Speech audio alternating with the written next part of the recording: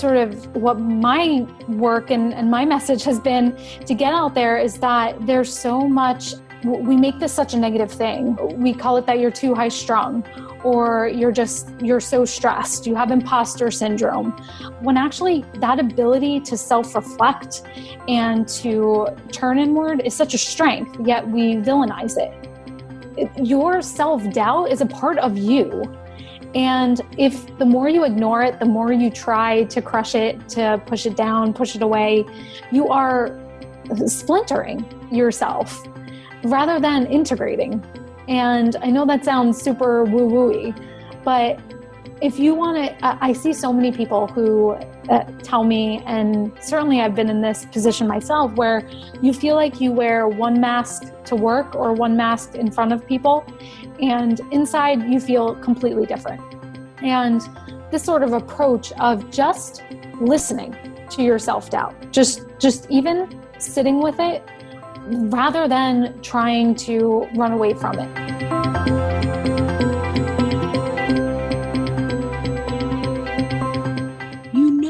Battling food in your body doesn't work. You want to love and accept yourself. And because you're insatiable, you want results too. You bring the same intensity to your life, wanting to maximize your time, potential, and experiences you have here on our beautiful and wondrous planet Earth. Fair warning, it will be a roller coaster. But for those insatiable, this is your prime time to thrive. Here's to saying yes to the hunger of wanting it all. I'm your host, Ali Shapiro, who is dedicated to pioneering a saner and more empowering approach to health and weight loss. Welcome to episode 78 of the Insatiable Podcast. Transform emotions into power, not overeating, with Melody Wilding. Feelings like self-doubt and inadequacy can drive us to overeat. Yet if we listen to conventional self-help to just ignore your inner saboteur and crush your fears, you will lose self-trust. In this nuanced conversation, I talk with Melody Wilding, a licensed social worker, TEDx speaker, and human behavior faculty member at the City University of New York. In today's episode, we discuss the counterintuitive way to make self-doubt an ally, not an enemy. How being highly conscientious gives you a competitive edge, yet can also turn into a weakness, and how to mitigate the downside of being so on the ball. And lastly, the imposter syndrome and how it gets high achievers to question so much about themselves. And the solution is not to play to your strengths. In addition to her professional background, Melody helps high achievers navigate the emotional ups and downs of success. She's worked with CEOs and executives running top startups, along with published authors and media personalities. For the last 10 years, she studied the connection between thoughts, emotions, and actions. And she helps her clients develop concrete strategies to overcome their insecurities, increase confidence, and build self-esteem that unleashes their full potential. Melody is an award-winning expert in workplace mental health and writes for Forbes, Inc., Quartz, and Psych Central. She's also been featured in dozens of media outlets, including New York Magazine, Fast Company, Entrepreneur Magazine, and more. She holds a master's from Columbia University and graduated summa cum laude with a degree in psychology from Rutgers University. I think after today's episode, our community will have a collective exhale. Enjoy the relief of hearing it's okay to be emotional. All right, welcome everyone today. Melody, I am so glad to have you here, and our listeners are as well. We're talking today about emotional intelligence and emotional literacy and the nuances of that. And I wanted to have you on because you're one of the people who sees the nuances. Yeah. Well, thank you so much for having me, Ali. Yeah, for sure. So one of the things that I find really interesting about your work is that you work with really high achieving women, similar to me and similar to the people that we listen to. They may not, who listen to Insatiable, they may not feel high achieving all the time, but we'll get into some of the archetypes of emotional intelligence, like imposter syndrome and highly sensitive people. But what you talk about is that often this emotional intelligence gives people an edge, right? It's what's really helped propel them. But then you also talk about how that can hold them back with self-doubt. So can you talk about how you saw that and what you see with your own clients in that nuance when our strength becomes an Achilles heel?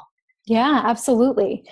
So first of all, again, thank you so much for having me. It's a pleasure to be on the podcast after being a listener for so long and listening to so many great conversations. I really was led down this path partially through my own experience, being a highly sensitive person myself and sort of fumbling my way through that growing up and feeling so much to the point that it's really overwhelming, really being someone who is so driven to achieve, but then at times that being paralyzing. And so I have a background in counseling and human behavior research. And for the last 6 years or so, have been working with entrepreneurs, executives, really high achieving women, like you were mentioning, and just started seeing this pattern over and over again, that their capacity to think and feel deeply was a blessing, that it enabled them to get where they were, to really have that emotional intelligence, to have almost a sixth sense of what was going on in situations, to feel out people, to be empathetic and understand what they needed.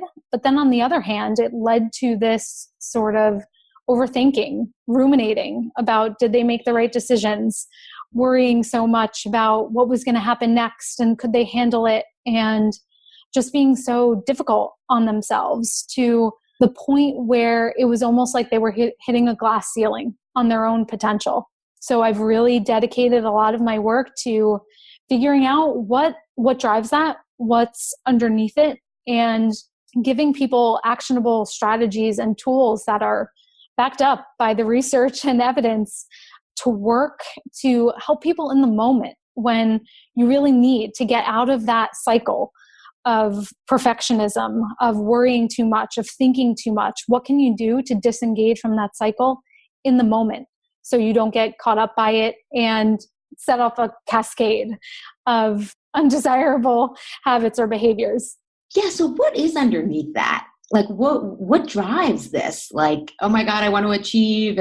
But then I'm also now going to question everything. Like what drives it and what's underneath it? I'd love to know. Yeah. I think one of the biggest themes I see among my clients is this high conscientiousness. So if you think about the personality measures, you have things like open-mindedness, neuroticism, what they call the ocean, the 5 personality factors. And among my clients, I just kept noticing over and over again that this conscientiousness, where we tend to think of that term as being nice, as being sweet. Oh, you're conscientious, you're thoughtful. But really, the term refers to being someone who meets internal and external expectations, is someone who is very discerning with their judgment, someone who lives very structured, someone who's goal-oriented. All of those things are wrapped up in that conscientiousness. And we all exist. All of our personality measures sort of exist on a spectrum. I'm sure we all know people in our lives who are more optimistic and people who are more pessimistic. And it's the same thing for something like conscientiousness. You know, we all know people who are always late and never do what they say they're going to do. And for people who are highly conscientious, that bothers them to the extreme because you're the exact opposite. And so I think that is what underlies this high achieving behavior, this sort of goal orientation. And it's actually a really good thing. And I think sort of what my work and my message has been to get out there is that there's so much, we make this such a negative thing. We call it that you're too high strung, or you're so stressed, you have imposter syndrome, when actually that ability to self-reflect and to turn inward is such a strength, yet we villainize it so much to the point that for various reasons, a lot of us learn to disregard or deny a lot of that emotional spectrum that we have. And we start losing the ability to use that as a tool for judgment, to use it as data. So yeah, and I love that because you just had a TED Talk, and you opened up and talking about like flipping through any magazine. It would be like the one thing to live remarkably, or just believe in yourself, and like basically overriding this conscientiousness that you're talking about, which I love the word discerning. because I always say that my clients have a high bullshit meter, but what I'm really saying is they're highly discerning. Like, you know, when they decide to work with me, this is not their first weight loss rodeo. They're not their first nutrition rodeo. Like, they want to do their work. And I love that they do that, because I want it to be a right fit versus not. But a lot of people, like you said, they tell you to just ignore that, or it's bad, or to just squash yourself down. Like, don't listen to that. And what happens when you do that as a highly conscientious or highly achieving, reflective person? Yeah. It really just, it leads to self-denial. And where I see it the most is people it leads to this untrusting of yourself, this fundamental distrust of every single one of your decisions, it really connects to imposter syndrome, because you, again, connecting to that distrust, you don't believe that you believe that any success you've had, any good habit that you've been able to put in place, whatever it may be, that was a fluke. And you won't be able to recreate that because you don't trust in your own self-efficacy. You don't believe in your own mastery. So it just leads to that cycle of doubting yourself over and over again. And so how do you suggest that people start? Because another question actually I wanted to ask you is, do you think that sometimes, because this is what I see in my work, people may be discerning, conscientious, reflective, yet then there's also this cultural conditioning that says we can't fail. Everything has to be shiny out of the gate. We were having this conversation in Truth with Food, and I love that my client brought this up, is I was talking about growth mindset versus fixed mindset, you know, and for everyone listening, we have an episode, I think like 8 or 9, I forget, it's on growth mindset, but growth mindset is this basically idea that you get praised for your efforts. And the less unattached you come to outcomes, you actually surpass them because you're focusing on learning, versus fixed mindset puts you in this very success failure that was very lack of trusting, because you think everything is, you know, you're either smart or you're not. But what we were talking about in Truth with Food is that, like, in theory, growth mindset sounds really wonderful. Yet in a lot of corporations and a lot of public stages and a lot of social media, like, and not even social media, because that doesn't feel like the stakes are high, but especially at work, it feels like you can't really be imperfect. And so do you find that we take this conscientiousness and turn it up to almost a deafening degree because of the cultural conditioning, and it's exaggerating who we already are, but it gets to the point where it does become the weakness? Yeah. I think a lot, something that has to do with it, and something I hear more and more from my clients every day, is the fear of uncertainty. And I think that now more so than ever, I think it was fed by this pressure to perform, by this, you know, don't show any cracks in your facade at work. You always want to seem confident and competent. You always want to get things done, be meeting goals. But I think now it's becoming much more, the ambiguity of situations is becoming much more problematic for people. That, okay, I used to know that I had certain targets that I had to meet. I used to even know what the expectations were. And now my organization is changing so fast. My boss was a different boss than last month, and I'm not sure what projects are going to get canned. And this person texted me at 10 o'clock at night. What does that mean? Do I respond? There's just so much uncertainty on so many different levels that it just amplifies that maybe an underlying dormant personality factor that might have been there, where you might have already been a little disposed to feeling a little unconfident based on stories or your background, and the environment that you're in is just triggering that all the more. And so that's something I work with clients around too, is really the first step is gathering data, is figuring out a baseline of what you're even working with. Because so much of the time, to your point about stories, we just sort of keep telling ourselves, I'm so stressed, I can't handle this. And we don't dig any deeper. We don't pause to say, to even get to the level of what's going on a day-to-day basis, what's working, what's not working. And until you do that, usually where I have clients start is doing some sort of a self-tracking for 2 weeks or even a month to figure out, where are you feeling those moments of self-doubt most of all? Is it in meetings? Is it when priorities change and that comes up for you? But all of that gives you a data set to work with, to even map to. What are your particular triggers? Are there situations, certain people, to figure out what is within and without of your control? And that's the first thing is, like you were saying, it can be partially this social conditioning, and to an extent you can manage that or mitigate it. But let's focus on what we can do internally to emotionally regulate better, knowing that we're going to have to thrive in an uncertain environment. So it's figuring out those self-management tools that we can use.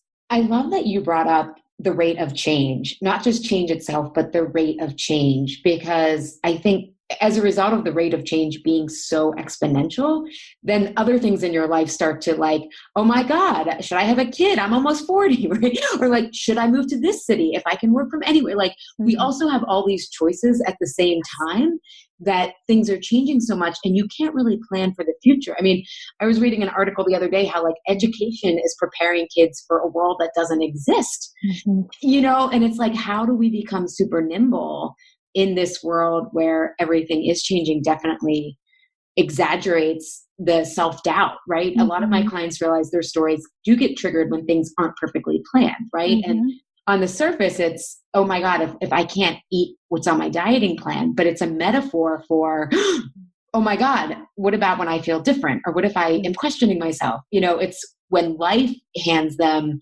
something unexpected as well. One of the things that you're really big on, and I am as well, is this emotional literacy. And can you talk a little bit about that? Because to check in, I find a lot of people who are really high functioning or overthinkers, to go into their body and try to figure out what they're feeling is just like, they feel stuck. Like, I can't get this. So can you talk to that? Yeah, I think it's connected to that living in the future.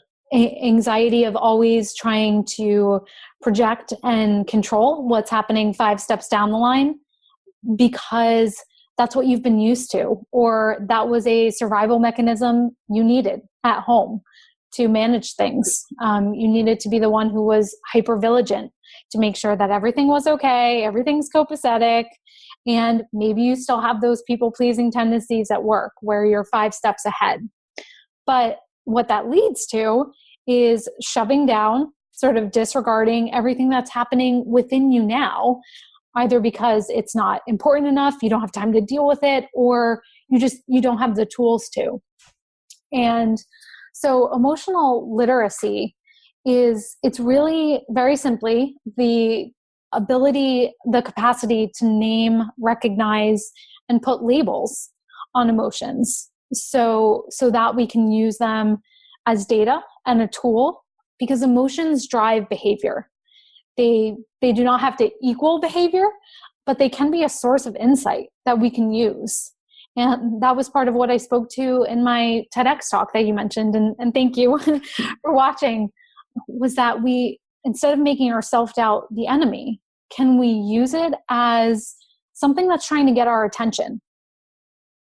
And so I think that can be much more instructive and proactive than it is to just feel like you're scrambling all the time and trying to run away from yourself.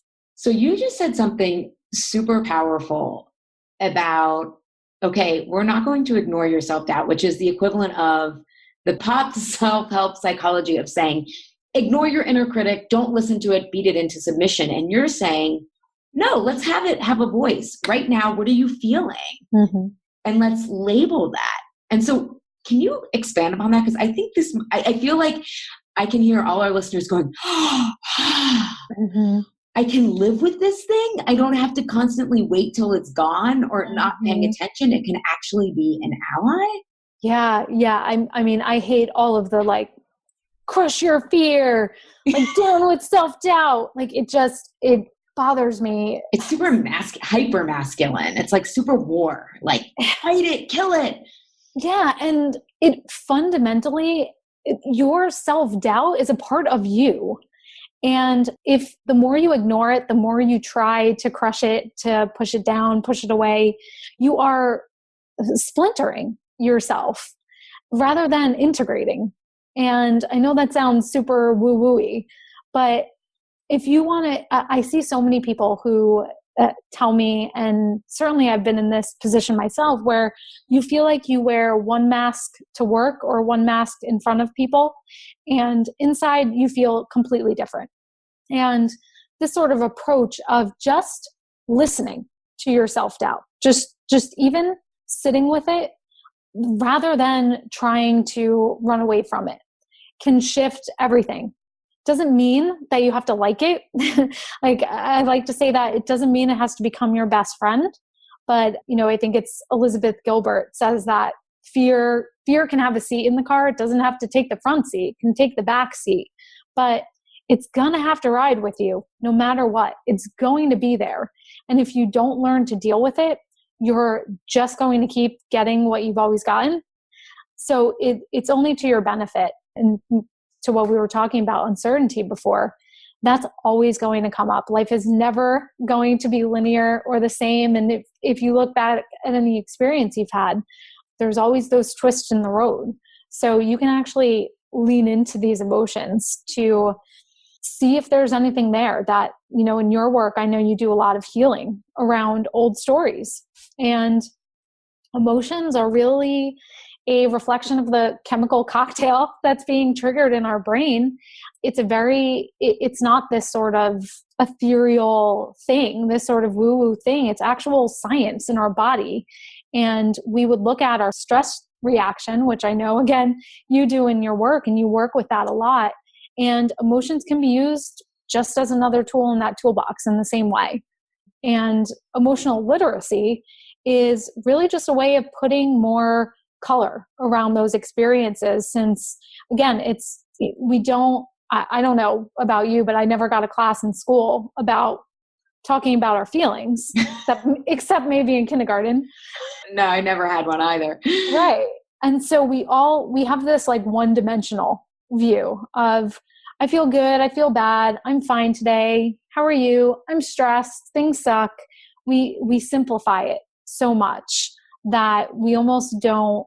It's sort of a relearning of a fundamental skill of being human, to learn these shades of gray of the emotions that we have. And especially for those of us who deal with perfectionism, imposter syndrome, high achievers in general, we're used to just plowing through all of that.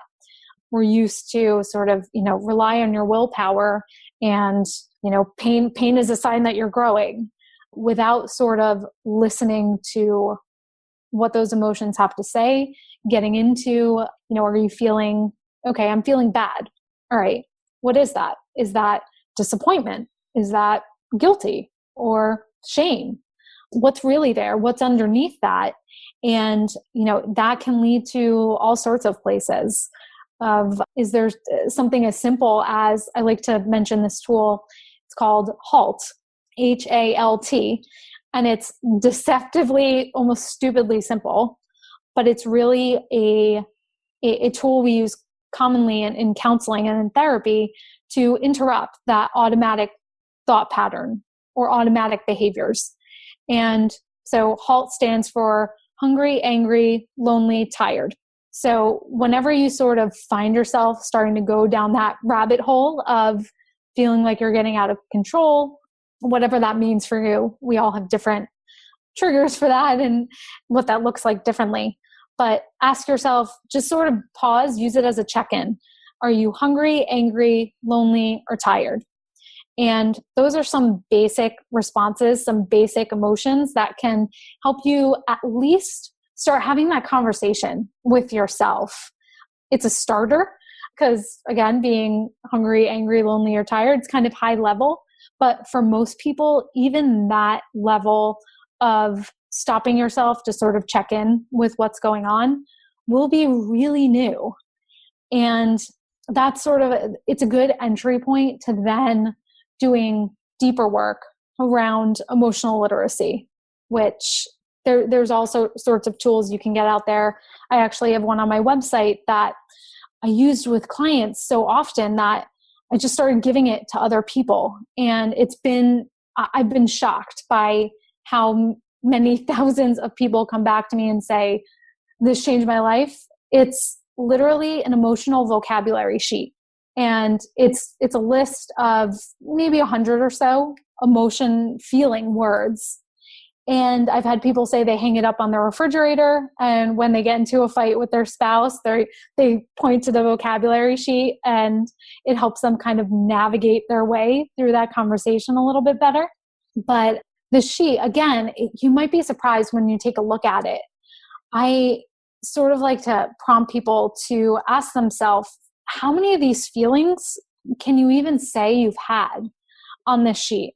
Like, how many can you relate to and connect and experience to?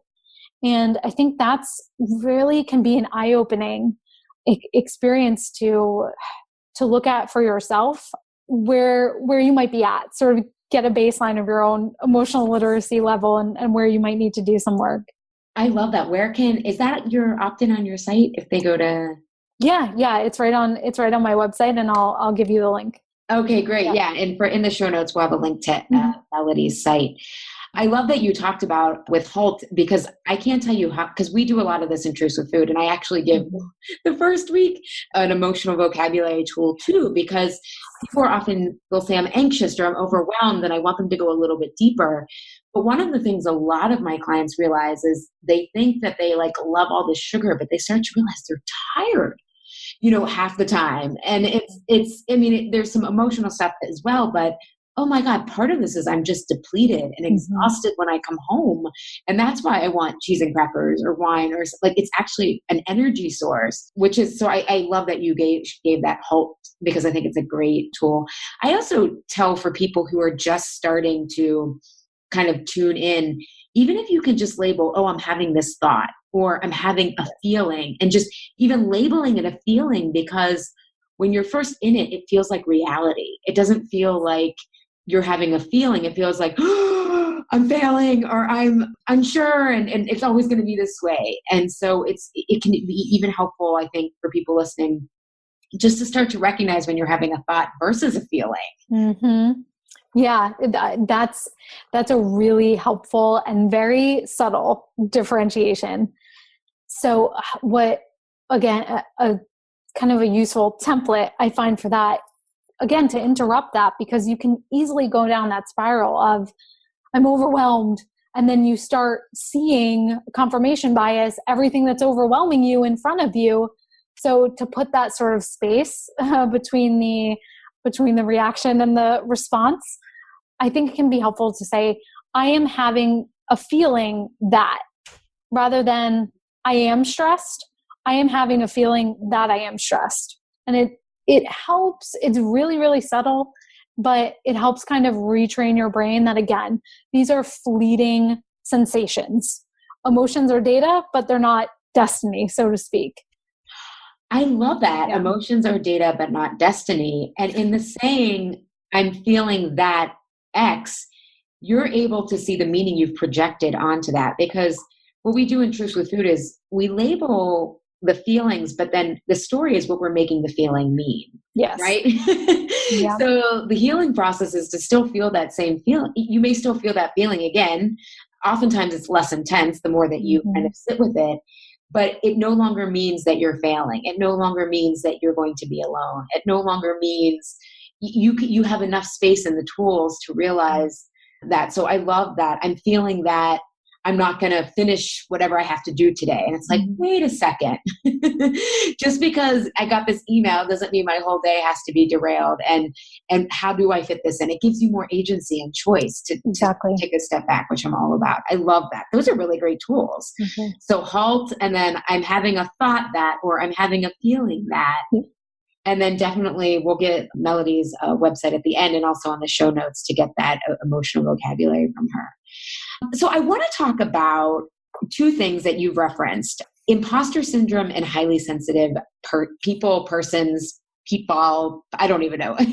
But I wanted you to talk about this because these are two kind of archetypes that I think are really important to understand because, and first of all, if you have imposter syndrome, which I'd love Melody to expand upon, it means you don't have it. They discovered it in highly functioning people. The irony, like if you're a sociopath or a narcissist, you can't reflect. And so you would never even think that you had imposter syndrome. Mm-hmm. I tell clients that and they feel a little relieved, like, oh, if I spot it, I don't got it. I'm like, exactly. So talk a little bit about imposter syndrome, which self-doubt is often triggered by.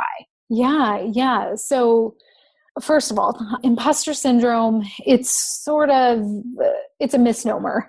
It's not really much to your point about the fact that if you feel like you have imposter syndrome, you actually don't have it. It's not actually a syndrome. It's a natural response to leveling up to higher levels of success.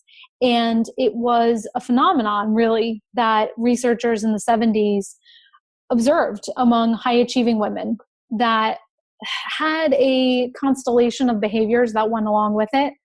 A lot of them we've already talked about: perfectionism, conscientiousness, being a sensitive person, sometimes that procrastination. A lot of times it can actually backfire and lead to underperforming because you're so fearful of messing up that you perpetually hold back.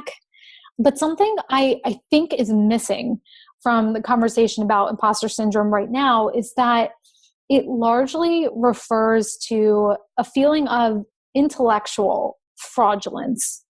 So it's been most studied in academia. And even now, it's really seen the most among, we'll speak to women here, but women who have multiple degrees or high levels of technical training, but then feel like they're still incapable at their job or that they won't measure up. And where I think this can manifest for a lot of people, especially on more of a day-to-day personal basis, is feeling like we can solve our problems through getting more information. That information will be the solution. We just need to know more. We just need to get another degree or get another training or find another diet, learn the secrets, and then we'll figure it out. But it must be some fault of our own intellect that we can't right now. So more information will solve that. And that's not true. As I said in my TEDx talk, it's from a quote from the entrepreneur Derek Sivers. And he says, I'm paraphrasing here, but if more information were the solution, then we'd all be, rock stars with 6-pack abs, but we're not. So I think that is sort of missing from imposter syndrome right now, that it really refers to an intellectual self-doubt about your own knowledge base, I guess you could say. Yeah, I love that I always say to my clients, you don't need more information, you need more understanding, or basically taking them through an adaptive change process where they learn about themselves, not more technical solution, not more diets, not more ways to exercise, not more ways to track their calories. It's like totally focused in the wrong direction. Mm-hmm. And more thinking like when you feel self-doubt, or for some people it's inadequacy, which we'll talk about with HSPs in a second here. Some people it's feeling different. Everyone has a different emotional story that triggers them, but often just thinking like, I'm going to fail no matter when I feel this way. So is that with your clients, do you start to like have them recognize that and then start to look at the feelings underneath that? Or is it always self-doubt, but then the self-doubt trickles down into these other tentacles or? Yeah. Well, I think it's something that it certainly varies from person to person. For some people, it might be a deep-rooted pattern of, they grew up in a family where their experiences were denied. They had to be the one caring for everybody else. So now they really don't know how to trust their judgment, and that bleeds over into their life today. For some people, it is being in a toxic work environment, like we were mentioning before, where everything is just really ambiguous. There's gaslighting all over the place where you're meant to feel crazy and there's changing expectations constantly, and perhaps there's a bullying boss, and those are more external factors that you can beef up your boundaries around that, for example. So it kind of works both ways, but I think it comes back to getting that sort of examining for yourself where it's coming up on a day-to-day basis the most for you, most acutely, and kind of mapping from there to see if there's tools and techniques you can do in the moment, as well as doing that examination of what are the stories, the beliefs that I have, my past experiences, how might that be contributing here? But how am I willing? I always say to clients, no matter what, you always have a choice. What you did before, how you reacted previously, is not how you have to choose to do that next time. So yeah, I think that's a place to start. Yeah, I know with a lot of my clients, their story gets triggered where there is ambiguity. Like if they don't know someone so well, it's like, if I eat here, right? Again, on the surface, it's about eating, but it's also social anxiety. It's like, if I eat here, am I going to look like I shouldn't be eating this because I should be losing weight? Or does it look like I'm being rude by not eating, right? Like wherever there's this ambiguity of expectations, and then you rely on past expectations, and then you're so tired from overanalyzing, you go home and eat anyways, regardless of what you've done. But I think for people listening, start to see in your life, whether it's work expectations, at social events, meetings where you may not know what the expectation of the meeting is, that's probably where your imposter syndrome or your self-doubt or your just questioning of yourself is going to be the highest, because you don't know the expectations. And if you're conscientious, that's your worst nightmare. Yeah.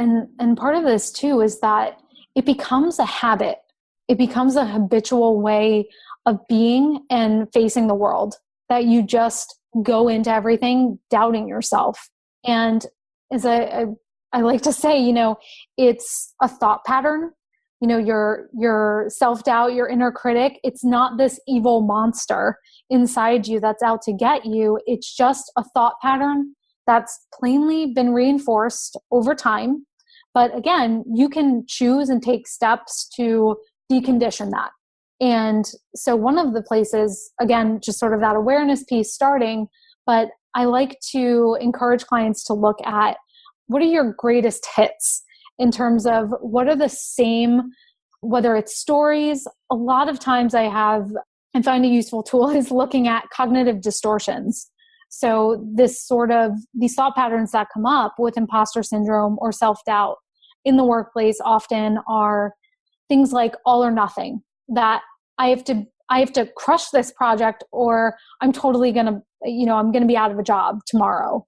That would be catastrophizing. All or nothing, I actually see it a lot with clients who are traveling and they're like, well, I have to fit in my whole workout. No, not necessarily. Why does it have to be all or nothing? Can't you do 15 minutes? And that's still an accomplishment. So again, getting comfortable with those gray areas. I mentioned catastrophizing, so that I'm going to end up on the street as a bag lady if things don't work out. That's one I often hear. So it's looking about these, I call them thought traps, these sort of ruts that you tend to fall into again and again and again. And once you realize your own patterns, that's the first step in being able to take back control, to spot those, to undo them. It's so funny. I literally refer to these thought patterns as greatest hits. And in truth with our work overlaps so much. One thing I want to say to listeners that I'm seeing coming up right now in Truth with Food is I call it rather than the inner critic, I call it the inner protector, because often it will sound very noble as well. Like not just critical. I mean, we're doing kind of different things, but like, oh, but this is healthy. You should eat that, right? It sounds so noble, even though often people don't really know what's healthy for them. But oh my God, I was like going on and on. I'm like, imposter syndrome in my interview right now. No, so meta. But what I was going to say is a lot of people are having trouble. Like you said, it seems simple, but identifying those thought patterns because they're so close to it. Mm-hmm. So if you're listening, often your thought patterns are what you think is reality. If you've never kind of taken a step back you can't even differentiate between your inner critic or your inner protector, whatever we're calling it. So I just want for everyone to just start to tune in to like, how am I thinking about this? Will help you start to get some distance rather than the thinking, this is who I am. And that distance is so important. And it can take a lot of time. Yeah. Because it could sound like common sense, or it could sound logical based on how to me, it's based on how someone's story is set up. Then the thoughts sound very logical often.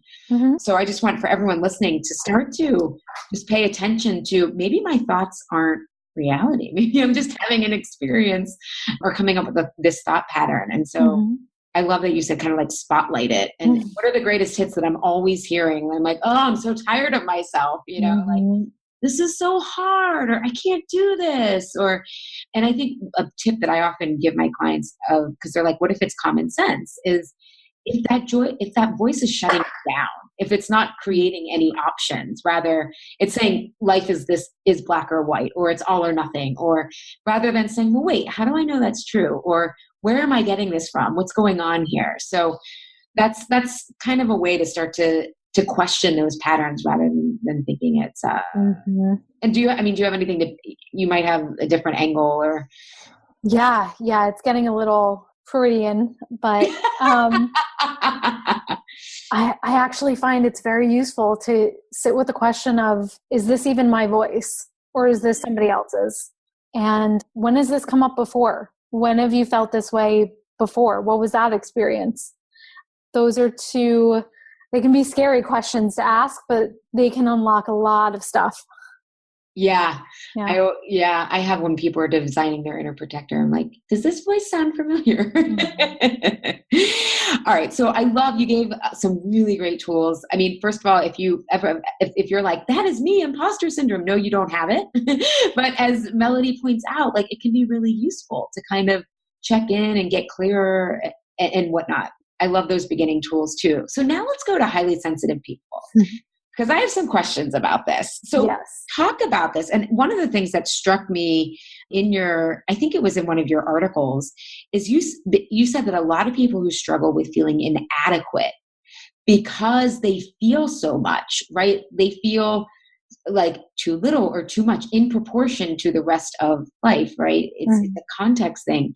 These are often the people who are highly sensitive. So can you give us a little bit of a descriptor of what highly sensitive people are and what they struggle with? Yeah. I think a very simplistic definition of a highly sensitive person would be an empath. Someone who feels very deeply, takes in a lot of the world around them. If you've ever felt like you're someone who absorbs the vibes of other people around you or the energy of people around you, you might be someone who's highly sensitive. Some people, again, it's a spectrum, but if you're on that scale, you might also be really affected by loud noises or bright lights. Really, literally, like taking in sensations is a lot for you. But also being highly sensitive, you're super attuned to people around you. You can read a room in a second. You're trying to understand, and your brain is sort of active in exploring your own inner world, but also that of other people, that you sort of have this sense to pick up on nuances in people's facial expressions and their body language very easily. But that can lead, again, sort of the flip side of that strength. I mean, you can lead from a very compassionate, emotionally intelligent place, but it can lead to being very sensitive to criticism, to then feeling like any sort of micro expression that a person gives, if they didn't put a period at the end of their text and that's weird, all of a sudden you take that as feedback that ruins the rest of your day. And sort of being very sensitive to these signals around you and in yourself. I work with a lot of highly sensitive people who I sort of summarize it as, because they feel a lot, they feel that they are bad when they have so-called negative feelings, which a highly sensitive person, you just have much more emotion. You just can go deeper. Therefore, you can go into those shades of gray a lot easier than other people. So you can go to places that might be a little darker or might be on the upside, might be a little brighter than some people. But when you get to those places that society calls negative emotions, the self-doubt, the feeling sad, feeling disappointment, it can lead to this automatic jumping to a conclusion of, I am bad because I feel this way, because I feel these things, because people shouldn't have negative emotions. We have this message that there's something to get rid of. And therefore, can lead to all sorts of feeling inadequate, feeling less than, feeling incapable. Yeah, I think that's important for people to realize, because again, we demonize people who are too emotional, or even period. All these things that really, and both men and women have them, but estrogen makes women more sensitive in general. Hormonally, you can feel temperature differently, touch feels differently. That's just estrogen, right? Or lack of testosterone, I guess. No, it's estrogen. But it's often been seen as an Achilles heel, right? I'm thinking of Tom Hanks. There's no crying in baseball, I love that movie. I know, me too. I grew up playing softball, so I totally love it. And definitely in the workplace, oh my God, if you were to be seen, as weak, that, all these things that then makes us feel even more sensitive about ourselves. So I think, do you recommend people just have some time to decompress with these sensations? Yeah. Or how do you, because the world assaults our senses. Oh my God, you go to a movie theater and there's blinking lights, and then the previews are so loud, and then everyone's on their phone. And I'm just I feel like I've been through something before the movie's even started. You know what I mean? Yeah. And we were talking about before, I'm in New York City very often. And for me, I'm definitely a highly sensitive person. And it's sort of this, the sounds of the city, the pollution, the horns and everything. It's very low grade, but it's this underlying stress that builds up in me to a point where I need a break from it. But I know that about myself. So I think for highly sensitive people, it's having that self-knowledge, not villainizing yourself for it, but building your life. I'm saying this more and more to clients now, that the bravest thing you can do is protect your time and energy in a world that wants nothing but to, in your words, assault it. And it's really an act of courage to do that. And so that could be anything from, I suggest clients build in buffer time between appointments. I do that too. Yeah. And it's something so simple, but in the automatic just craziness of the day to day, you book things back to back. And then by the end of the day, you haven't eaten, you're crazed, you're stressed out, and it sets off that spiral. So build in 20 minutes in between to give yourself time to decompress, to organize yourself. It's so little, but it can make all the difference. And another one is just going back to that sort of the imposter syndrome, that drive for more information. Just do a detox for a week or two. If you can't fully disconnect from reading more about every new diet and just focusing on learning about one, in your method, you go through food experiments. Yeah. And it's that practice of just isolating, but it comes down to focus, not letting outside forces steal your power away from you. So it really comes down to, even if it's doing an information detox. I love that. Focus is so important these days. And I read a book, actually the irony is I started it, I didn't finish it, but on deep focus and how that's how we're going to solve the complicated issues that we're in today. It's not just oh, I got that. It's requires deep focus and thought and whatnot.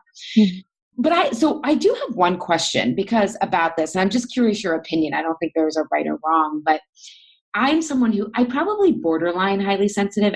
As I cleaned up my diet and everything, I can't tolerate perfumes that I used to be able to tolerate. I can't tolerate Glade plugins in cars. I used to be able to handle that stuff. But I've also found that as I've transformed my story and I've healed, I have much more emotional resilience than I used to.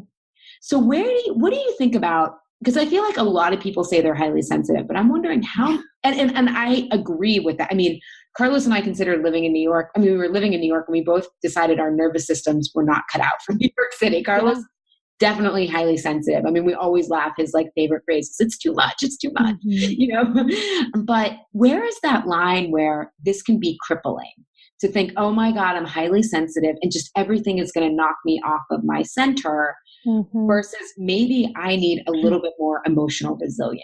Yeah.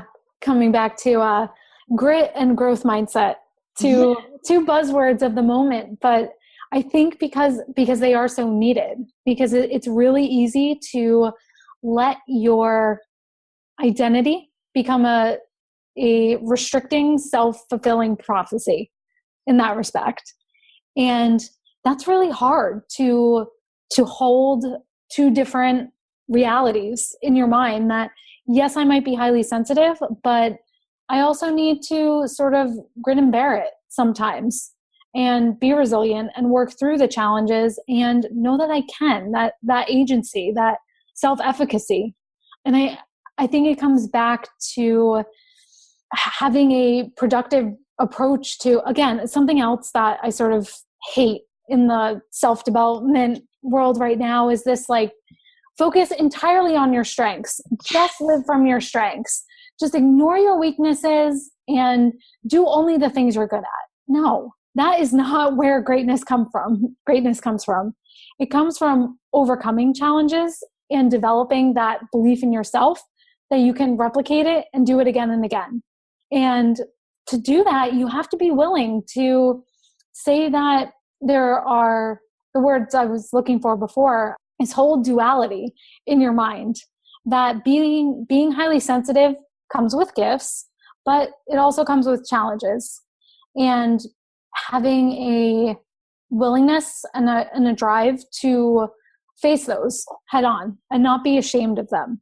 I love that you said that. And I think that is just I always say to my nutrition food clients and my regular clients when they're in the thick of it, I'm like, you can do hard things. Yes. And I think that's the ultimate form of self-trust, right? Mm-hmm. Not that you can control your external circumstances, but that you can rise internally to the occasion with when life doesn't go according to plan. And so I love that. I think it's just such a great place to end, because this is basically what you're talking about is greet your self-doubt, greet your inner critic, start to identify what's really going on rather than just think like, I'm going to crush it and kill it. And I think there's relief. I mean, initially it may be like, wait, I'm never going to get rid of my inner critic. And it's like, it does get better and it less determining your thoughts, but there's also kind of relief in that, like, I'm not gunning anywhere. Like this is not something to fix. It's just something to practice with and eventually arrive and be really proud of yourself because you did it despite the doubt and despite the challenges. Yep. It's about coming to that place of a realistic self-assessment, setting realistic goals for yourself, because that's what creates that inner resonance rather than that dissonance.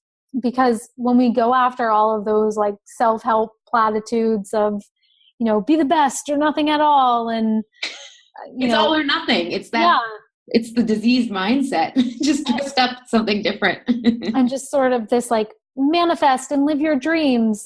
And deep down you're like, but I don't even believe in myself enough to do that. It just, there's that dissonance there. And you have to come to a place where it's more realistic, and it is sort of greeting it head on and knowing that you're a work in progress, as I like to say.